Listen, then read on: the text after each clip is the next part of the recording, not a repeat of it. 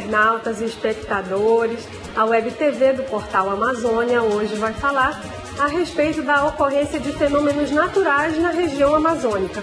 Como vocês já devem estar sabendo, essa semana aconteceu uma tromba d'água no município de Parintins, no interior do Amazonas, em pleno rio Amazonas. E também aconteceu, mas lá na região sul, em Santa Catarina, um ciclone, correto, gente? Um tornado. Aconteceu um tornado na região de Santa Catarina. E você deve estar se perguntando, poxa, mas foi lá no sul, o que isso tem a ver com a gente? A gente vai já saber, porque para falar a respeito disso, hoje o Amazônia Interativa recebe o meteorologista do Sistema de Proteção da Amazônia, Ricardo Dalla Rosa, e o físico da Universidade Federal do Amazonas, Walter Castro Júnior. O professor Walter já é um conhecido da gente, ele já esteve aqui falando a respeito de meteoros, né? E hoje ele volta para falar a respeito desses fenômenos junto com o Ricardo. Agora, antes da gente dar prosseguimento ao programa, eu quero que vocês vejam a matéria a respeito desse fenômeno, dessa tromba d'água que aconteceu lá em Parintins. Vamos ver, olha só aí, gente. Tem a imagem, tem inclusive um vídeo e relatos das pessoas que presenciaram o fenômeno. Impressionante, né? Ok. Então, antes da gente passar as perguntas dos convidados, eu quero dizer para você que você também pode falar o que está acontecendo aí na sua cidade, aí no estado onde você mora, aqui na Amazônia. Basta você entrar no Google Play ou na Apple Store e baixar o aplicativo Eu Amazônia. Você pode falar a respeito de seca, de cheia, de trânsito, mobilidade e uma infinidade de coisas. E quem sabe esse seu relato não vira uma sugestão de pauta, não vira uma matéria no portal Amazônia, no AmazonSat ou aqui na CBN Amazônia, tá bom? E você só faz isso depois que o Amazônia Interativa terminar, porque agora eu vou perguntar aos nossos convidados, né? Gente, o que é um fenômeno natural? Bom dia a todos. Fenômeno natural, antes de tudo, vamos definir o que é fenômeno. Fenômeno é tudo aquilo que pode ser observado ou medido. E se não tiver a ação humana, ele é um fenômeno natural. Certo? Como exemplo de fenômeno natural, por exemplo, o arco-íris é um fenômeno natural. Um vento, a chuva, o tornado. Alguns, como o arco-íris, não causam dano nenhum, são até muito bonitos de ver. Certo? Mas outros, como o que aconteceu essa semana, que foi motivo da matéria, como a tromba d'água em Parintins na terça-feira e o tornado no oeste de Santa Catarina na segunda-feira, causam danos. Certo? Principalmente o que aconteceu do tornado, porque a tromba d'água, como vai ser colocada aqui, não chega a causar danos como o tornado. Então, basicamente é isso. E na Amazônia, a gente pode citar vários dos fenômenos naturais. O nosso próprio ciclo de cheia e vazante dos rios é um fenômeno natural devido à variabilidade sazonal entre estação chuvosa e estação seca na nossa região. E outros mais. Quer dizer, a gente poderia dizer que, dentre os vários fenômenos naturais que acontecem, vão aparecer aqui, alguns dificilmente vão acontecer aqui, mas não que sejam impossíveis de acontecer. Eu queria acrescentar apenas que a nossa região, a região amazônica, ela é pródiga nesse tipo de fenômeno. Por quê? Porque ela tem aquilo que é a matéria-prima básica para a ocorrência de mudanças bruscas do tempo, que é a abundância de umidade, abundância de radiação, ou seja, de energia para que essas mudanças ou para que esses fenômenos ocorram. Então, nós estamos numa região onde quem estuda esse tipo de fenômeno se sente muito bem gratificado em estar nessa região, até porque isso é a matéria-prima do seu trabalho. Tá certo. Agora, o Amazônia Interativa preparou aqui umas imagens, a gente vai falar a respeito de alguns fenômenos naturais e eles vão responder pra gente se acontecem ou não aqui na Amazônia. Vamos lá. Começando com a aurora boreal, que... Interessante falar a questão, aí o infográfico está mostrando, né? O termo correto é aurora. Se acontecer no hemisfério norte, ela é uma aurora boreal. Se for no próximo ao Polo Sul, é uma aurora austral. Como a parte da Terra que mais habitada é o hemisfério norte, a parte que tem mais continente e menos oceanos, e ela é mais vista e mais registrada, a aurora boreal. Não tem, porque ela acontece próximo aos polos. Ainda que, é bom interessante colocar aqui para quem está nos assistindo, estudos têm mostrado que nos últimos 150 anos o campo magnético da Terra está enfraquecendo. E que num futuro que não é próximo, é isso que tem que estar bem claro, nós vamos ver a aurora em Manaus. Quando o campo da Terra sofrer uma inversão, provavelmente daqui a muitos anos, não dá para prever se vai ser daqui a 700 mil anos ou algo assim. Quer dizer, mas num futuro distante, os nossos descendentes vão ver auroras aqui. Próximo são os ciclones tropicais e extratropicais. Bom, aqui ciclones tropicais a gente entende como grandes regiões com características de pressão bastante baixa e que, por ter essa característica, produzem convergência de ventos em superfície e aí umidade em abundância. Essa umidade em abundância, ao se condensar, ela libera grandes quantidades de energia e aí então formam aqueles que a gente chama lá, ele evolui para os furacões, né? Então, normalmente ocorre nos oceanos. No hemisfério sul, a gente não tem muito a ocorrência disso, mas para o hemisfério norte, é onde as massas continentais são maiores e, por consequência, os contrastes de temperatura são também maiores, né? Então, e extratropicais, bom, aí a gente está no trópico, né? Talvez aí a gente pudesse falar um pouco aí, isso aí pode acontecer mais na região lá onde ocorreu o tornado, Santa Catarina, né? Aqueles então, ciclones. Vamos prosseguindo, a gente vai só dizendo se acontece sim ou não. Vamos lá. Geada? Não. Não, né?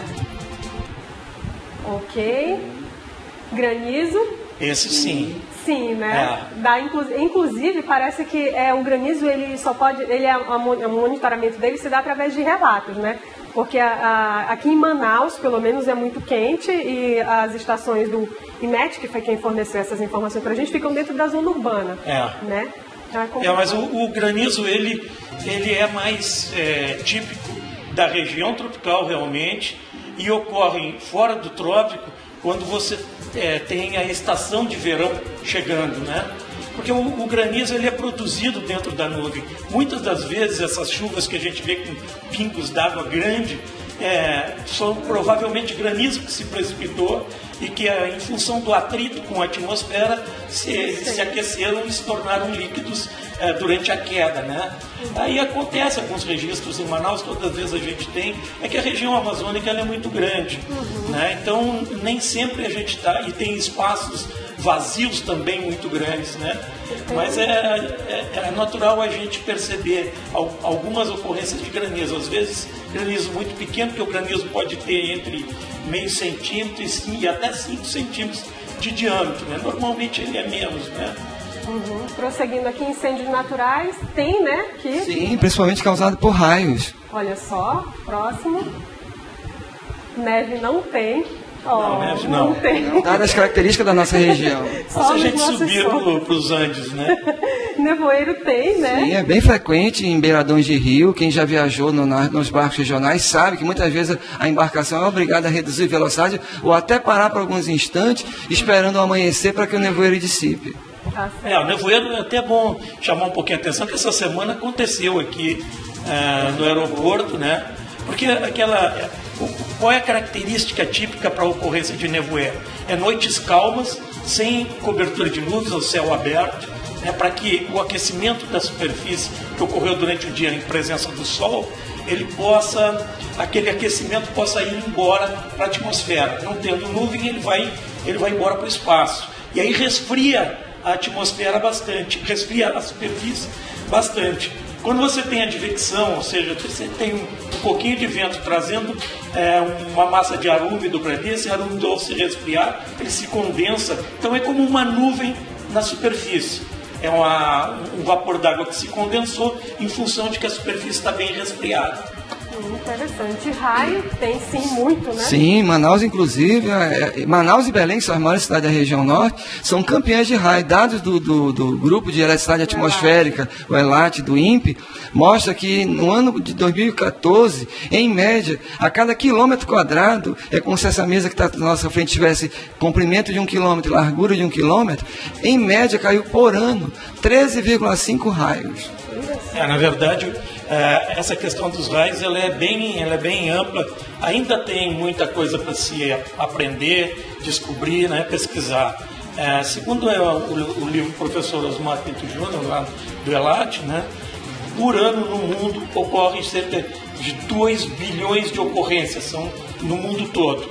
Né? Agora a gente precisa diferenciar o que é raio, o que é relâmpago e o que é raio. O relâmpago é a manifestação elétrica na atmosfera. O raio é quando essa manifestação alcança o solo. Então, quer dizer, os relâmpagos são da ordem de 2 bilhões, mas 70% deles não chega ao solo, só chega a 30%, ou seja, em torno de 600 milhões. O Brasil é um dos campeões mundiais de ocorrência, não só pelo fato de estar na região tropical, grande parte da região tropical, e aí tem muita atividade, turbulência e produção de elétrons e campos eletromagnéticos, e aí a ocorrência de descargas elétricas, mas também porque tem uma grande extensão, né? E aí o Brasil em torno, a gente observa no Brasil, são registrados entre 50 e 70 milhões de descargas elétricas por ano. Por ano, caramba. E agora as tempestades, que a gente tem tempestade aqui, né? As tempestades, sim, temos muitas ao longo de todo o ano, principalmente durante as estações de transição. Então, esses fenômenos, eles são mais característicos de períodos de transição. Nós estamos agora saindo do nosso período chuvoso para a estação seca. Então, toda vez que a gente tem, como o Dalla Rosa falou aqui ao meu lado, nós temos esses eventos mais severos. Isso é só na Amazônia? Não, é em todo o Brasil. O que aconteceu em Santa Catarina, nessa semana, segunda-feira, o tornado foi função dessa transição do final do período de verão do Brasil, o início do outono, e agora em junho está chegando o inverno, então as massas já frio vindo do sul do continente estão chegando mais, e esse contraste, como ele falou, produz esses eventos mais severos. Tempestade de areia nós não temos, mas Deus. Existe um estudo, né, que antes do programa começar a gente estava falando aqui que a Amazônia ela é como é que a gente fala? Adubada, fertilizada pela poeira do Sahel. Terremoto nós temos, né? Inclusive, há relatos de que o maior terremoto do Brasil foi registrado aqui na Amazônia. Porque o Brasil não é uma região de terremotos, na verdade, né? É porque o reflexo, o epicentro está sempre muito distante, né? Mas a gente teve aqui em Manaus, de vez em quando acontece de balançar, principalmente aqui, nós estamos em cima, se não me engano, de uma falha geológica, aqui não tem um geólogo para nos ajudar, né? Tornado, olha, mas isso daí pode render outros. Temos. Sim, inclusive em área urbana.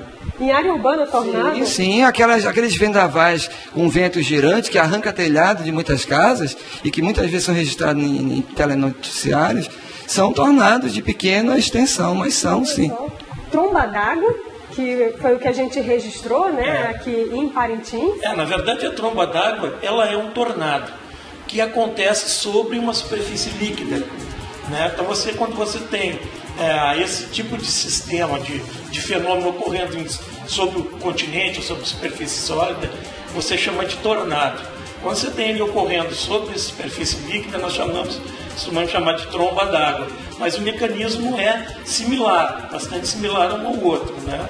E tsunami, que a gente estava, quando o programa estava, antes do programa começar, que nós estávamos discutindo, né, a respeito de tsunami. Eles podem acontecer? Sim, na realidade, quando acontece aquele fenômeno natural de queda das terras caídas, se uma grande massa de terras caídas cai numa extensão de água muito ampla, como um lago, ele vai produzir marolas e ondas muito fortes, que do outro lado do lago, ou se for no rio, vai virar embarcações, destruir casas. Não tem a extensão de um tsunami como acontece em regiões oceânicas, porque não dá tempo para ganhar amplitude. Vai provocar danos, né? Sim. Prosseguindo, turbilhão nós não temos, turbilhão, né, que é o encontro de duas marés, né? Não temos turbilhão. É no oceano, né?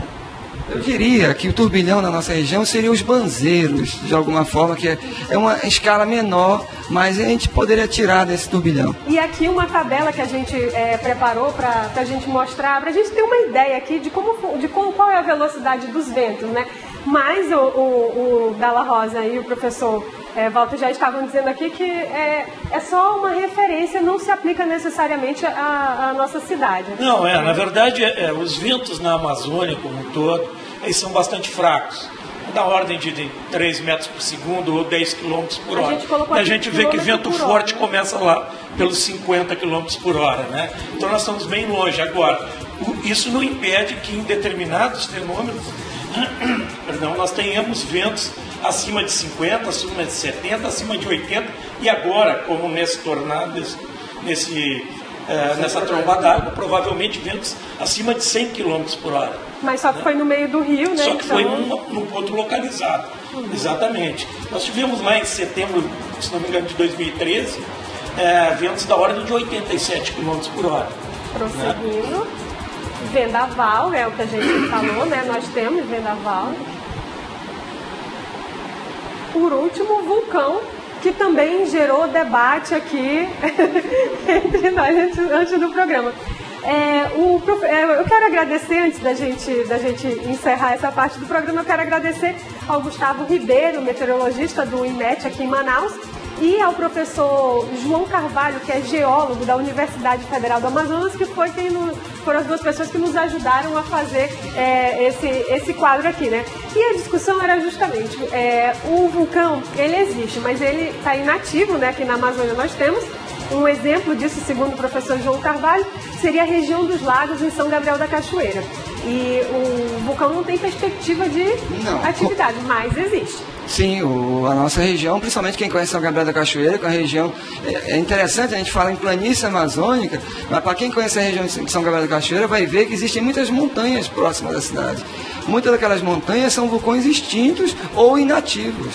É como o professor João Carvalho falou, né? Quer dizer, não há perspectiva de que eles venham a entrar em erupção, mas quem sabe, num futuro muito distante, possa acontecer. Não é propício porque nós estamos no meio da placa continental e os vulcões acontecem normalmente na interseção de placas continentais. Olha só, e se você ficou curioso, quer saber mais a respeito dessas informações, quando o Amazônia Interativa terminar, você acessa portalamazônia.com, porque nós temos matérias a respeito desse assunto, tá bom?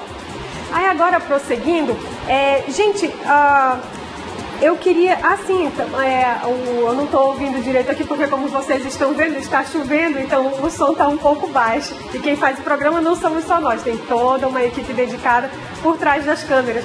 Também tem matéria a respeito da possibilidade de um tsunami no Amapá, tá bom? Inclusive isso já gerou uma Amazônia Interativa, olha só.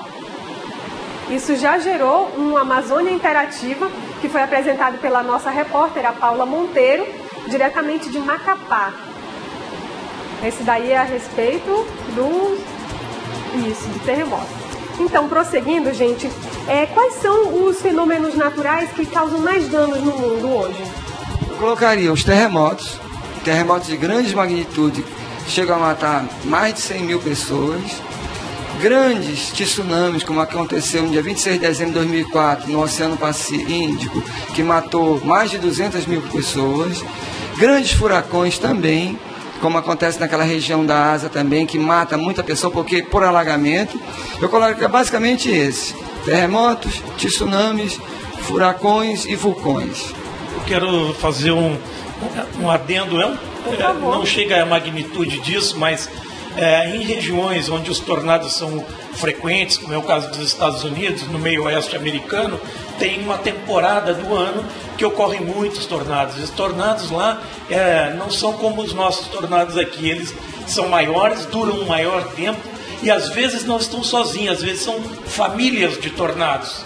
E todos os anos, embora toda a estrutura que o norte-americano tem, com relação ao conhecimento e a dados de meteorologia, distribuição de sensores, alta densidade na distribuição de sensores, canais de TV dedicados ao tempo, 24 horas por dia, durante o ano todo, eles enviam alertas, mas os alertas é depois que ocorrem os tornados, né? Aí por onde provavelmente vai acontecer. Bom, pois bem, apesar de tudo isso, por ano morrem em média 15, 20 pessoas vítimas dos tornados nos Estados Unidos. E agora em 2011, a temporada de tornados foi extremamente significativa. Morreram mais de 1.500 pessoas nos Estados Unidos vítimas dos tornados. Eles têm toda uma preparação naquela região para isso. E ainda assim isso acontece, né? Ainda registram óbitos significativos. E quais seriam esses fenômenos, os fenômenos naturais que provocariam mais danos aqui na Amazônia?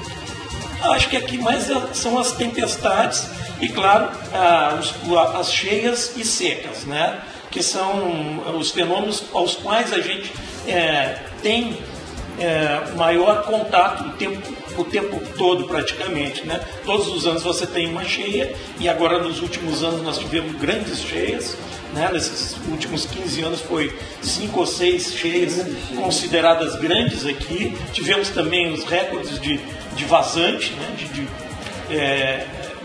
De nível de água abaixo. Então os danos eles não seriam só os materiais, né? Mas no aspecto social, sim, né? Aqui na Amazônia. Sem dúvida. Aliás, esse aspecto é extremamente importante, porque por mais que você se prepare para enfrentar uma situação dessas, é inevitável que muitas pessoas sofram as consequências desse tipo de fenômeno, né? Você minimiza quando você se antecipa, né? Planejando e tudo mais. Mas a gente que trabalha com previsão sabe que a previsão ela é uma ferramenta extremamente valiosa para o planejamento, mas ela não é perfeita, nós estamos muito longe. Como eu falei, mesmo em sociedades mais avançadas, mais evoluídas, porque a questão não é só o conhecimento.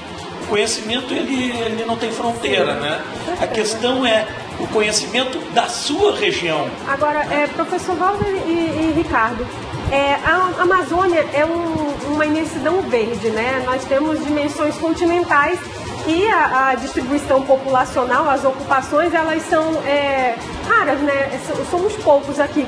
Essa pouca ocupação dificulta o monitoramento da região em relação a esses eventos?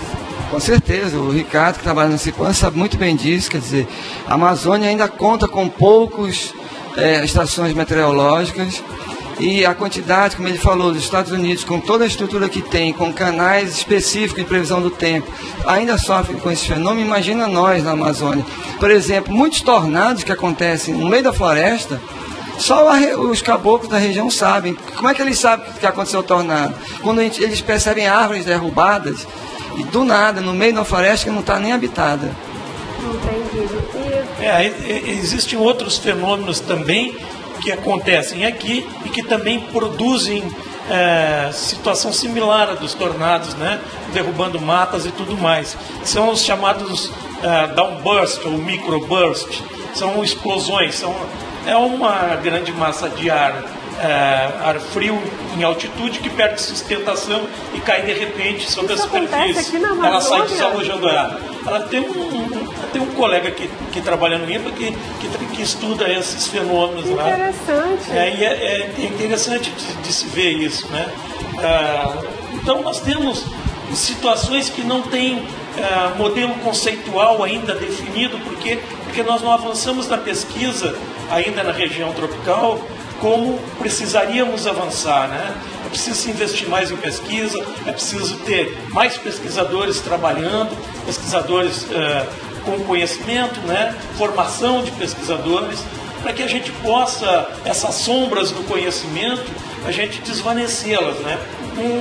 Então, ainda tem muitas deficiências, não só do ponto de vista da informação, e aí é a questão da densidade de estações. Então, só para estabelecer um referencial, nos Estados Unidos tem mais de 57 mil estações meteorológicas, nós temos 500 no Brasil. Então, isso aí já mostra que a nossa realidade é muito diferente, não há como fazer comparações nesse aspecto, né? No aspecto da informação e até no aspecto do conhecimento. Não que a gente tenha menos conhecimento que eles, mas porque a região ela é menos conhecida do que a região extratropical, onde estão os países mais desenvolvidos, que investem mais em pesquisa. Tem muita coisa para a gente explorar aqui na Amazônia, né? Olha, infelizmente o nosso programa já está chegando ao fim e eu quero pedir as considerações finais dos nossos convidados, começando pelo professor Walter. Antes de tudo, foi um prazer estar aqui com vocês e a todos que nos assistem para debater sobre temas tão interessantes, que é a questão dos fenômenos naturais, né? Os fenômenos que mais dizem respeito à nossa região. A gente sabe que esse programa é curto e que não dá para a gente debater tudo. O Ricardo colocou muito bem as questões na Amazônia. E agradecer mais uma vez a oportunidade de estar com vocês. Eu, da mesma forma, eu queria até parabenizar por esse programa aqui, fazer essa abordagem dos fenômenos, porque, como eu falei, a região ela é pródiga na ocorrência de fenômenos meteorológicos, né? E é sempre uma boa oportunidade de trazer atenção para essas questões, porque a gente precisa evoluir muito no conhecimento, na pesquisa, em relação a esse tipo de fenômeno na nossa região, né? Então, eu agradeço o convite, né? Foi bom, inclusive para mim, rever o professor Walter, que há muitos anos não via. Então, bom, trazer para as pessoas também um pouco da informação daquilo que a gente faz, do que pode fazer, das limitações da gente, para que as pessoas entendam que a gente está se esforçando, fazendo o melhor que pode, mas que existem limitações que estão acima da nossa possibilidade, né, da nossa capacidade. Pessoal, o Portal Amazônia é que agradece a presença de vocês aqui. Eu tenho certeza que a gente acrescentou muita informação à vida dos nossos internautas e espectadores. Pessoal, então é isso. A Amazônia Interativa fica por aqui, mas continue nos acompanhando pelo portal amazônia.com. Também estamos nas redes sociais, Facebook, Twitter e Instagram. É só você nos procurar, Portal Amazônia, tudo junto, que você vai nos encontrar. E é isso. Até semana que vem.